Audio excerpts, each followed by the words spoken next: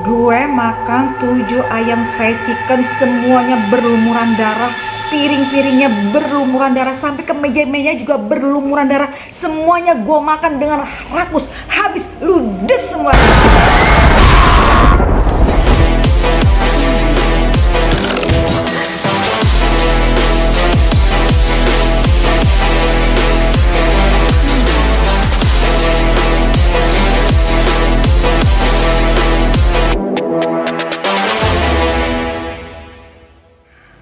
Oh my goodness. Oke guys, welcome back to my YouTube channel Healthy Official. Kali ini Healthy akan kasih story ke kalian yang storynya itu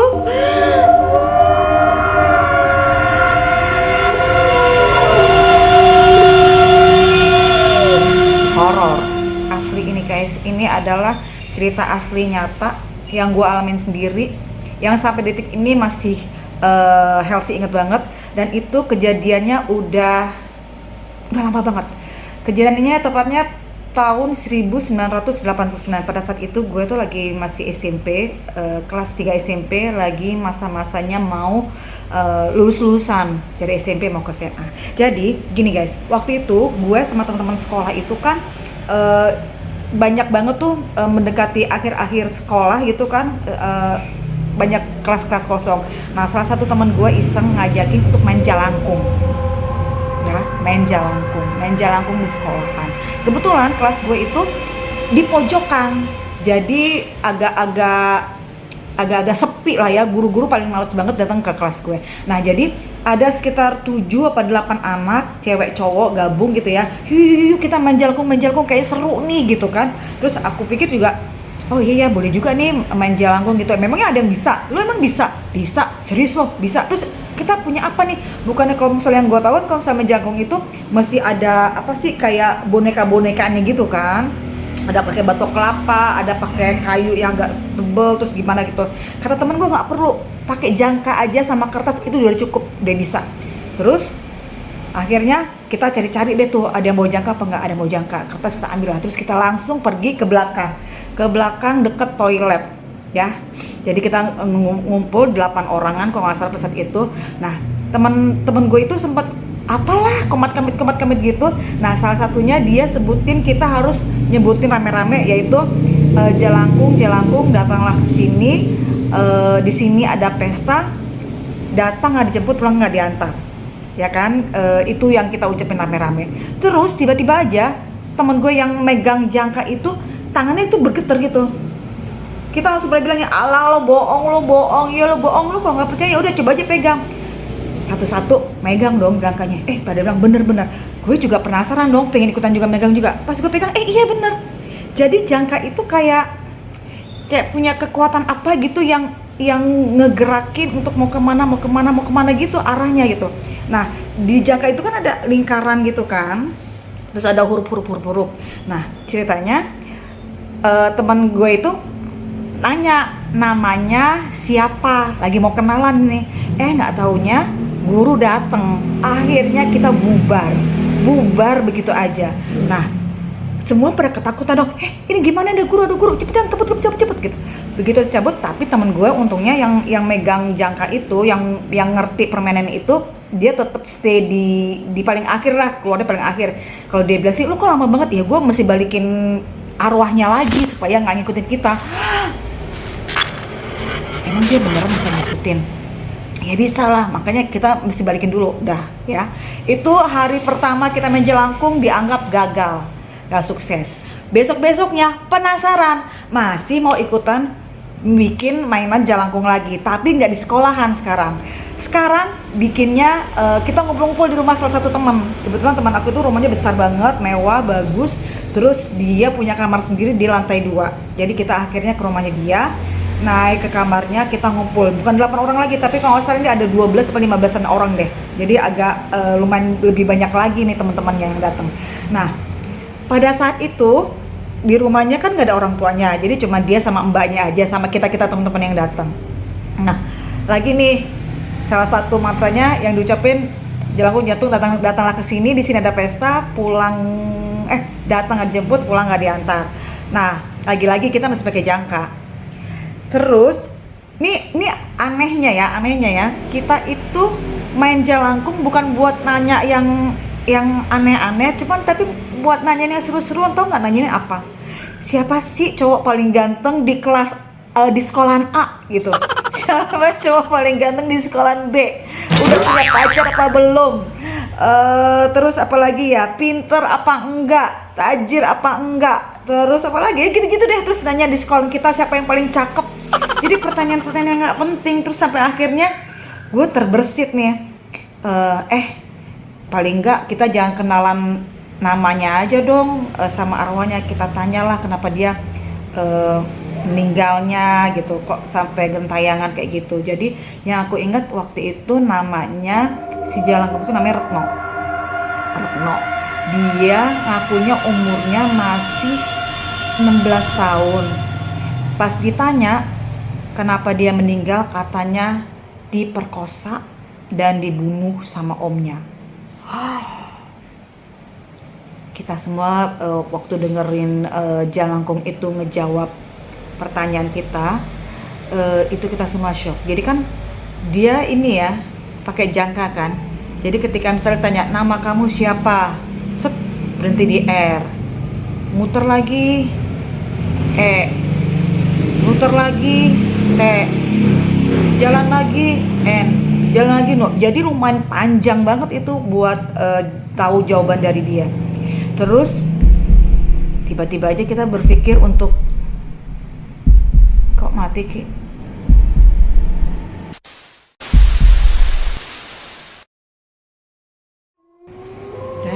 Udah bisa? Ya benar ya? Oke. Hai guys. Oke, sorry tadi tiba-tiba videonya berhenti, nggak mau jalan. Ini apa karena kita pengaruh ngobrolnya maghrib ya? Mudah-mudahan ada pengaruhnya ya. Bismillahirrahmanirrahim. Assalamualaikum warahmatullahi wabarakatuh. Bismillahirrahmanirrahim. Ya udahlah. Pokoknya oke, cuma mau ngasih tahu aja ya. Ini cuma sekedar cerita aja, bagi-bagi pengalaman supaya nggak ada yang kejadian kayak aku. Udah gitu ya. Oke. Sip. Oke, guys, Besti, aku lanjutin lagi ya cerita aku ya.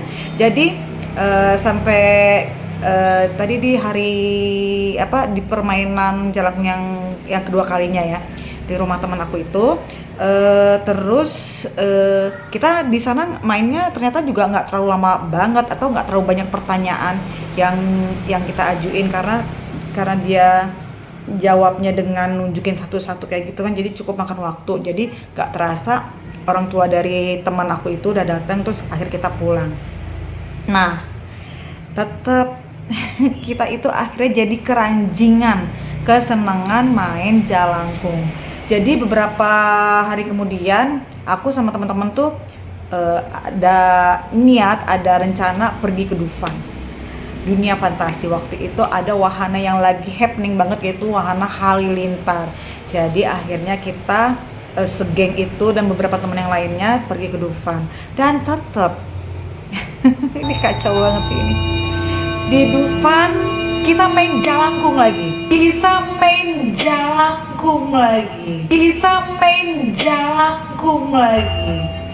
nyari tempat, cari meja yang agak-agak sepi gitu ya. Terus kita berkerumun, terus kita main jalangkung lagi di sana. Main jalangkungnya cuman buat nanyain yang datang ke Dufan hari ini yang paling ganteng siapa, yang paling cantik siapa, terus dia bawa duit berapa. Terus apa lagi ya? Aduh, receh-receh banget deh pertanyaannya. Nah, cuma beberapa teman aku juga nggak terlalu fokus juga main jalangkungnya. Jadi sebagian narik-narik, ayo dong kita main. Nah, sampai akhirnya kita tutup permain jalangkung itu. Nah, cuman pada saat itu setelah permainan jalangkung itu ditutup, aku tuh mulai ngerasa ngerasa mulai ngambang. Aku jalan ngambang, cuman aku pikir waktu itu apa karena aku belum makan kali ya, nanti kalau abis main nanti aku makan deh. Jadi abis selesai main jalangkung, kita itu akhirnya ke wahana halilintar. Jadi di Wahana Halilintar itu aku naik sampai 3 kali berturut-turut. Biasanya orang 1 kali aja udah ngeri ya. Ini aku naik 3 kali berturut-turut. Dan aku waktu itu naik lagi dan naik lagi gara-gara ada gelang yang aku pakai terus jatuh. Terus aku berharap gelang itu bisa aku temuin. Ya kayaknya nggak mungkin banget ya. Naik Wahana Halilintar, gelangnya jatuh terus akan ditemuin. Kan itu kan Wahana Halilintar kan melingkar begitu kan. Otomatis dia jatuhnya ke bawah, ya kan?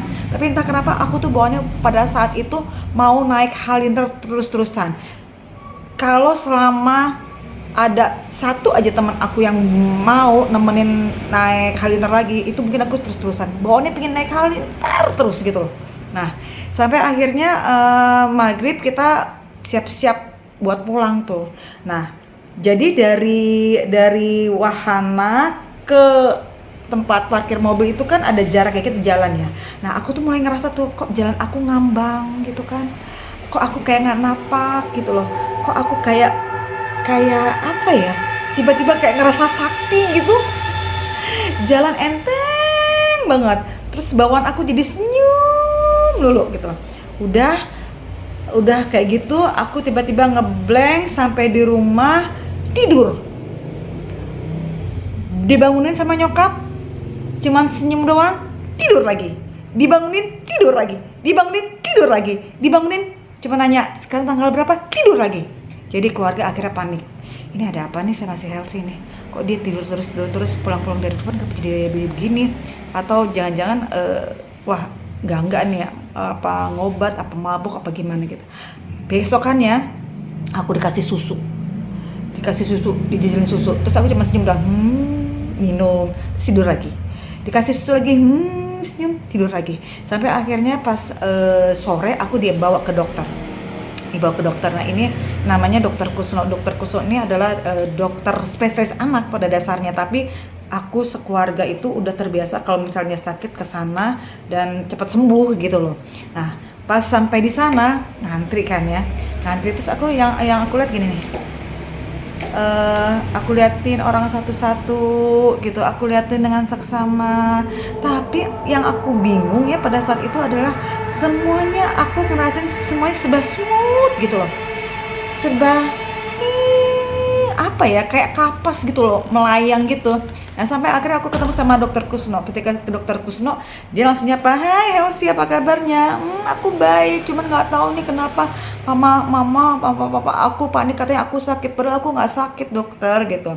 Oh, terus Dokter Kusnonya cuma senyum aja, terus aku disuruh duduk, terus diperiksa. Oh ini nggak apa-apa, ini mah nama penyakitnya apa gitu. Dia sebut ada istilah apa ya, kayak bahasa kedokteran gitu. Terus aku penasaran penyakit apa itu dok gitu loh. Ya nanti kamu juga akan tahu ya, di rumah kan papa ada itu kan buku tentang kesehatan, nanti kamu buka aja, nanti di situ akan tahu kok itu penyakit apa, tapi ini gampang cepat sembuh gitu. Nah saat itu kami kan langsung pulang ke rumah, tapi ketika pulang ke rumah aku itu langsung loh nyari ke rak buku aku cari mana tuh buku tentang kesehatan yang papaku punya. Aku cari terus ketemu buku kesehatan, aku buka. Begitu aku buka set. Aku buka kan bukunya, terus nggak taunya aku nggak temuin itu istilahnya. Jadi aku minta sama mama papa aku untuk anterin balik lagi sekarang juga ke dokter itu. Itu dokter harus ngejelasin ke aku itu penyakit apa. Aku harus tahu dengan betul penyakit itu. Jadi tiba-tiba aku keingetan aku tentang dunia kedokteran jadi begitu tinggi gitu loh. Cuman mama papa aku bilang itu dokternya udah tutup, udah malam, jadi besok aja lagi balik ke dokternya. Terus akhirnya aku tidur. Nah keesokan harinya aku dihibur lah ceritanya sama mama papa aku diajak jalan-jalan keluar, tapi aku tuh masih ngerasain semuanya fly, ngambang. Aku nggak nginjek tanah, aku nggak nginjek bumi gitu loh, semuanya serba ringan banget. Sampai akhirnya aku datanglah ke sebuah restoran fried chicken ya, ke restoran fried chicken. Nah di situ ini sih yang gokil banget sih, parah banget ini. Jadi guys tahu nggak sih, jadi aku masuk ke restoran itu Itu suasananya tuh kalau nggak salah malam malam sekitar jam 7-an gitu lah ya, setelah papaku pulang kerja. Jadi aku, mama aku, papa aku datang ke restoran itu, kita bertigaan aja, terus aku pesen ayam ayam gorengnya itu 7. Mama papaku nanya, sih yakin pesennya sebanyak itu? Iya, soalnya kangen, pengen banget makan. Tapi masa sebanyak itu? Iya, baunya segitu. Karena aku kekeh mintanya sebanyak itu, akhirnya papaku pesenin lah. Aku nunggu di meja, di kursi, aku nunggu. Terus papaku naruh ayam yang aku pesen tuh di atas meja kan, taruh di atas meja 7 fried chicken ditaruh di hadapan aku persis, tapi tahu apa yang aku lihat? Oh my goodness, aku ngeliat itu ayam penuh darah, berlumuran darah sampai ke piring-piring, sampai luber ke meja. Tapi aku ngelihatnya dengan bahagia, aku ngelihatnya dengan begitu antusias, dan aku melihat itu sebagai makanan paling enak yang pernah aku lihat. Tapi dalam sekian detik aku langsung bilang, kok ini ayam kok ada darahnya, tapi tiba-tiba berubah lagi kan, ini makanan enak banget. Set, hah, ini beneran nih, kok ada darahnya, aduh ini gak bener. Set, berubah lagi, ini makanan paling enak, aku harus makan, aku sempat itu gitu loh. Jadi kayak aku tiba-tiba ngerasa pusing banget, aduh ini apaan sih.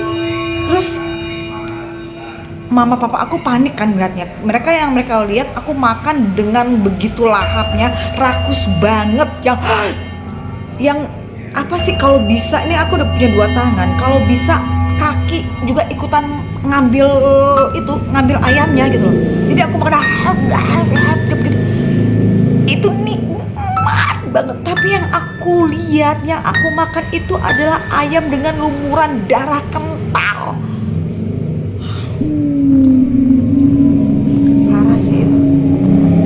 Dan sampai sekarang gue suka inget masa-masa kayak gitu. Terus gue suka menetralisir diri bahwa oke, itu udah lewat, itu udah lewat. Ini adalah ayam yang dilumuri dengan tepung, bukan dilumuri dengan darah. Aku shock banget sih, kayaknya kejadian aneh banget yang Helsi alamin gitu ya. Gila, ini apa-apaan gitu. Nah, keesokan harinya mulai diajak dialog sama mama papa aku, diajakin buat sholat. Terus aku mulai mau keluar kamar, mulai berani keluar rumah, terus ngeliatin orang dengan tatapan yang bingung, heran. Terus hari berikutnya kan aku setelah itu kan aku udah mulai sholat, terus mulai ngaji sama-sama, dan akhirnya aku mulai sadar, kemarin itu kenapa sih? Kemarin itu ada apa sih? Terus permasalahan aku yang aku lihat makan ayam fried chicken yang berlumuran darah itu masih keinget gitu ya. Itu apaan ya? Itu mimpi kah atau apakah gitu? Dan sampai akhirnya sekarang alhamdulillah aku udah lebih netral, udah lebih normal, nggak ngalamin kejadian-kejadian kayak gitu. Jadi kalau misalnya dibilang tuh istilahnya apa ya, ketempelan ya.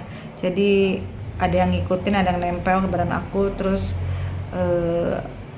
selama seminggu kurang lebih. Jadi aku diobatin, diterapi, dan alhamdulillah melewati masa-masa fase-fase itu dengan selamat lah jadinya.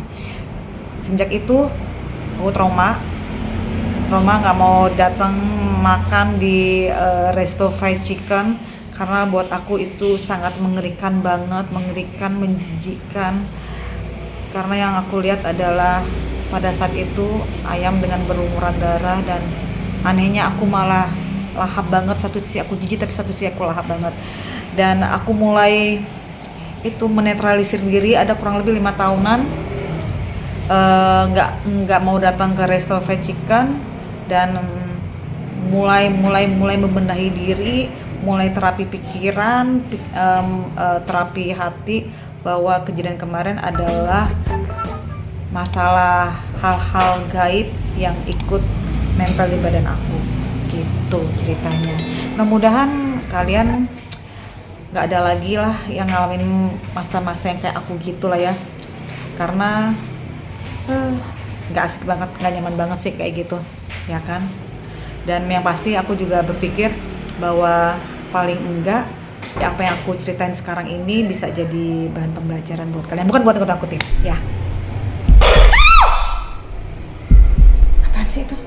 Ih, Nora, Nora.